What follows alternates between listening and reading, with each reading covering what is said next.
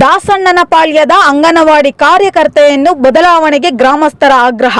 ಹೌದು ವೀಕ್ಷಕರೇ, ಬೆಂಗಳೂರು ಗ್ರಾಮಾಂತರ ಜಿಲ್ಲೆಯ ನೆಲಮಂಗಲ ತಾಲೂಕು ಸೋಂಪುರ ಹೋಬಳಿ ನರಸೀಪುರ ಗ್ರಾಮ ಪಂಚಾಯಿತಿ ವ್ಯಾಪ್ತಿಯ ದಾಸಣ್ಣನ ಪಾಳ್ಯದಲ್ಲಿರುವ ಅಂಗನವಾಡಿ ಕೇಂದ್ರದಲ್ಲಿ ಸುಮಾರು ವರ್ಷಗಳಿಂದ ಕಾರ್ಯನಿರ್ವಹಿಸುತ್ತಿರುವ ಅಂಗನವಾಡಿ ಕಾರ್ಯಕರ್ತೆ ಅನಿತಾರವರನ್ನು ಅಮಾನತುಗೊಳಿಸಬೇಕೆಂದು ಗ್ರಾಮಸ್ಥರ ಆಗ್ರಹ. ಅನಿತಾರವರು ಮಕ್ಕಳ ಜೊತೆ ಬೇಜವಾಬ್ದಾರಿಯಿಂದ ನಡೆದುಕೊಳ್ಳುತ್ತಿದ್ದಾರೆ ಹಾಗೂ ಬೇಜವಾಬ್ದಾರಿಯಿಂದ ವರ್ತಿಸುತ್ತಿದ್ದಾರೆ ಮತ್ತು ಮಕ್ಕಳನ್ನು ಸರಿಯಾಗಿ ನೋಡಿಕೊಳ್ಳುತ್ತಿಲ್ಲ ಎಂದು ಮಕ್ಕಳ ತಾಯಂದಿರು ಆರೋಪಿಸಿ ಕೂಡಲೇ ಅನಿತಾರವರನ್ನು ಅಮಾನತು ಮಾಡಿ ಬೇರೆ ಕಾರ್ಯಕರ್ತೆಯನ್ನು ನೇಮಿಸಬೇಕೆಂದು ಶಿಶು ಅಭಿವೃದ್ಧಿ ಯೋಜನಾಧಿಕಾರಿಗಳ ಕಚೇರಿಗೆ ಗ್ರಾಮಸ್ಥರು ಮನವಿ ಸಲ್ಲಿಸಿದ್ದಾರೆ. ಅಂಗನವಾಡಿ ಕಾರ್ಯಕರ್ತೆಯನ್ನು ಕೂಡಲೇ ಅಮಾನತು ಮಾಡಿ ಕಾನೂನು ಕ್ರಮ ಜರುಗಿಸಬೇಕು ಹಾಗೂ ಬೇರೆ ಕಾರ್ಯಕರ್ತೆಯನ್ನು ನೇಮಿಸಬೇಕು. ಇಲ್ಲದಿದ್ದರೆ ನಮ್ಮ ಮಕ್ಕಳನ್ನು ಅಂಗನವಾಡಿಗೆ ಕಳಿಸುವುದಿಲ್ಲ. ಶಿಶು ಅಭಿವೃದ್ಧಿ ಯೋಜನಾಧಿಕಾರಿಗಳ ಕಚೇರಿ ಮುಂದೆ ಉಪವಾಸ ಸತ್ಯಾಗ್ರಹ ಮಾಡುವುದಾಗಿ ಗ್ರಾಮಸ್ಥರು ತಿಳಿಸಿದ್ದಾರೆ. ಸರ್ CDP ಕೊಡೋಣ ಅಂತ ಬಂದಿದ್ವಿ ಸರ್, ಅವರಿಲ್ಲ, ಎಲ್ಲ ಮೀಟಿಂಗ್ ಹೋಗಿದ್ದಾರಂತೆ. ಅವ್ರು ಇನ್ನೊಬ್ಬರು ಅವ್ರ ಕೆಳಗಧಿಕಾರಿ ರಮ್ಯಾ ಅನ್ನೋರಿದ್ದಾರೆ, ಅವರಿಗೆ ನಮ್ಮ ಮನವಿ ಪತ್ರ ಸಲ್ಲಿಸಿದ್ದೀವಿ, ರಿಸೀವ್ ಮಾಡ್ಕೊಂಡಿದ್ದಾರೆ. ಅವ್ರ ನಂಬರು ಇಸ್ಕೊಂಡಿದ್ದೀವಿ, ಹೇಳ್ತೀವಿ, ತಿಳಿಸ್ತೀವಿ ಅಂತ ಹೇಳಿದ್ದಾರೆ. ಅವ್ರು ಏನು ಕ್ರಮ ತಗೊಳ್ಳಿಲ್ಲ ಅಂದರೆ ಮತ್ತೆ ನಾವು ಬೇರೆ ಬರ್ತೀವಿ, ಬಂದು ಇಲ್ಲೇ ನೆಲಮಂಗಲದ ಹತ್ರ ಇಲ್ಲಿ CDP ಆಫೀಸ್ ಹತ್ರನೇ ನಾವು ಹೋರಾಟ ಮಾಡ್ತೀವಿ. ನಮಗೆ ಅವ್ರು ಬೇಡ, ಯಾವುದೇ ಕಾರಣಕ್ಕೂ ಅವ್ರು ಬೇಡ.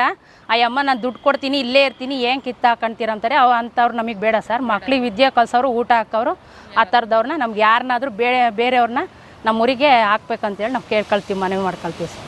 ಸಿಟ್ಟಾಗಿರ್ಬೇಕು ಅಷ್ಟೇ. ನಾವು ದಾಸಣ್ಣಪಾಳ್ಯದ ಗ್ರಾಮಸ್ಥರಿಂದ ಬಂದಿರೋದು. ನಾಗವೇಣಿ ಅಂತ ನನ್ನ ಹೆಸರು. ಅನಿತಾವನ್ನು ಮೇಡಮನ್ನು ನಾವು ಆಗಲೇ 2 ವರ್ಷದಿಂದನೇ ನಾವು ತೆಗೆಸಾಕಿದ್ವಿ. ಆದರೂ ಇವಾಗ ಬಂದು ನಾನೇ ಬರ್ತೀನಿ ಅಂತ ಬಂದು ದೌರ್ಜನ್ಯ ಮಾಡ್ಕೊಂಡು ಕೂತಿದ್ದಾಳೆ. ನಾವು ಎಷ್ಟೇ ಹೇಳಿದ್ರು ನಮ್ಮ ಮಾತು ಕೇಳ್ತಿಲ್ಲ ಅವಳು. ಈಗ ಬಂದು ಅವಳು ನಾನೇ ಬರ್ತೀನಿ, ನಾನೇ ಇದು ಮಾಡ್ತೀನಿ, ನಾನು ಏನು ಮಾಡ್ಕೊತೀರಾ ಅಂತ ಹೇಳಿ 4-5 ದಿವಸದಿಂದ ಬಂದು ಜಗಳ ಆಡ್ಕೊಂಡು ನಮ್ಮ ಮೇಲೆಲ್ಲನ ಈಗ ನಾನೇ ಬರ್ತೀನಿ ಅಂತ ಕೂತ್ಕೊಂಡಿದ್ದಾಳೆ.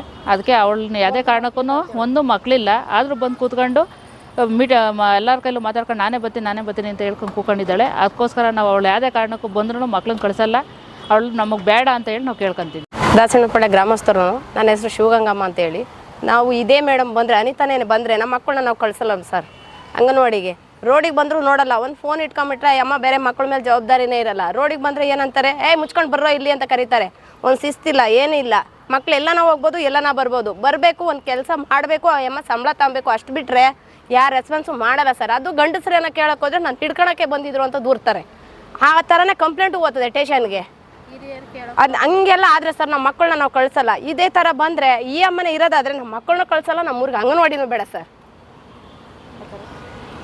ಇಷ್ಟೇ ಸರ್ ನನ್ನ ಮನವಿ.